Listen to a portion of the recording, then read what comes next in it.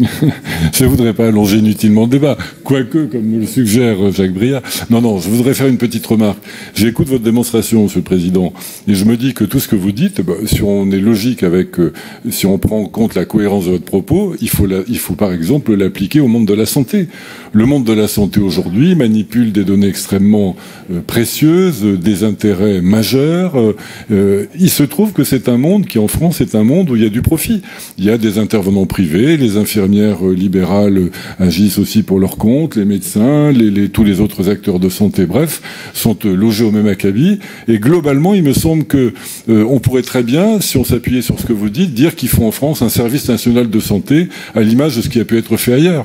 Est-ce que vous pensez qu'on aurait un meilleur service? Alors, bien entendu, dans le monde de la santé, il y a de temps en temps des scandales qui apparaissent et il faut être très ferme dans leur condamnation et dans leur répression. Mais pour autant, est-ce qu'il faut jeter le bébé avec l'eau du bain?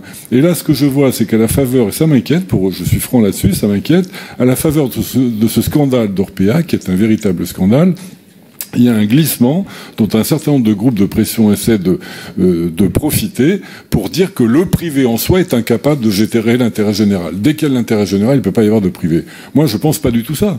Je suis le premier à utiliser le public à fond, y compris pour mes enfants, pour etc. Voilà, et j'y crois. Simplement, je trouve absolument nécessaire, et j'y tiens beaucoup, que le privé soit là, soit un facteur d'évolution, d'émulation, d'innovation, qui est quelque chose de précieux. Et enfin, sur la question du libéralisme, j'en finirai quand même par un mot, je sais que ça vous a pas échappé, mais je vous le redis, le libéralisme et le premier auteur du libéralisme, c'est quand même avant tout, avant l'économique, c'est Tocqueville. Et Tocqueville, c'est quand même le cœur du cœur de la démocratie, avec les freins qui sont apportés à l'excès de pouvoir. Donc voilà, moi c'est aussi ma vision du libéralisme.